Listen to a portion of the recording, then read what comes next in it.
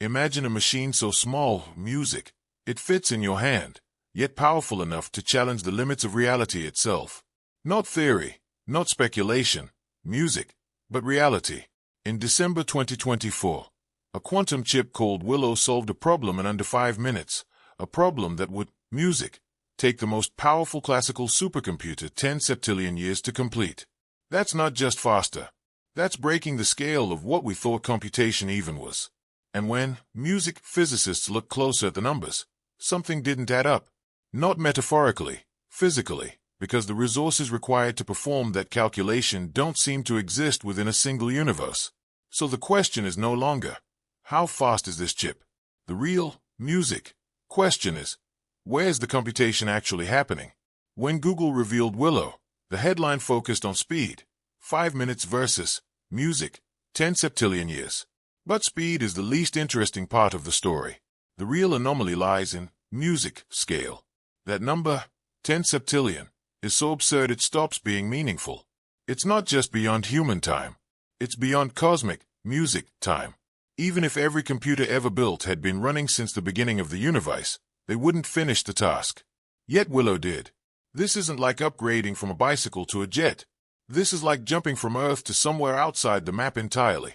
Previous quantum, music, chips like Sycamore already hinted at this direction, but there was always debate. Maybe classical, music, computers could catch up. Maybe the gap wasn't so absolute. Willow erased that doubt. The gap is no longer a race. It's music, a separation between two different realities of computation.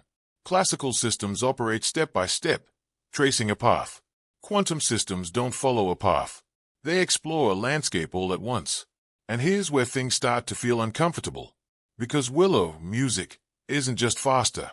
It's solving problems using a computational space so large that it seems impossible to fit inside the physical limits of the chip itself or even inside music, the observable universe. A classical computer works like a disciplined thinker. One step, one decision, one path at a time. Even at incredible music speeds, it is still fundamentally linear. A quantum computer is something else, music, entirely. Instead of bits, it uses qubits.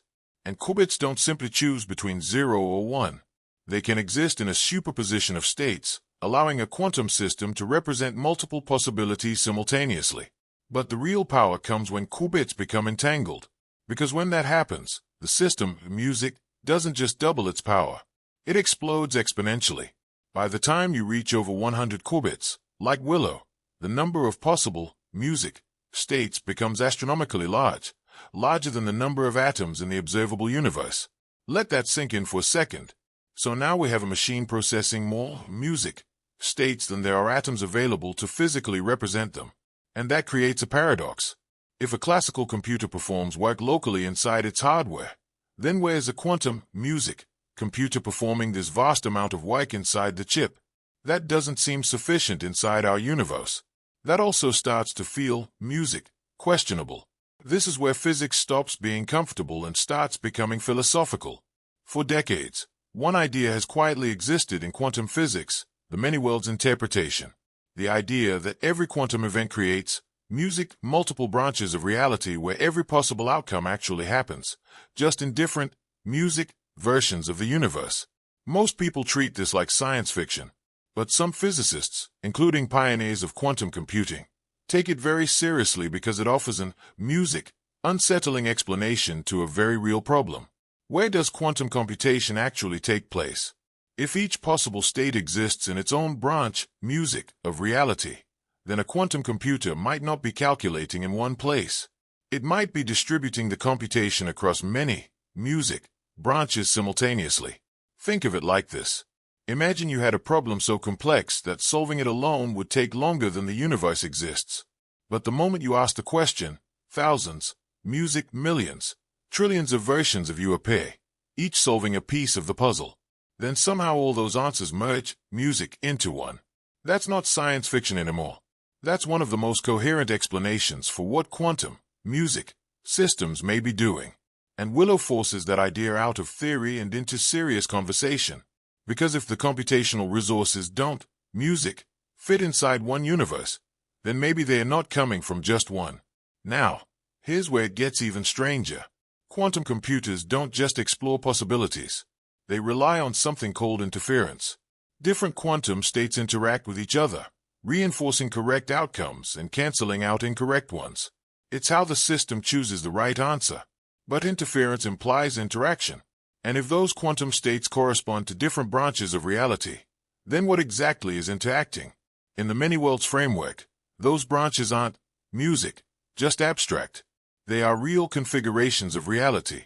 And interference is the moment where those branches overlap just enough to influence each other.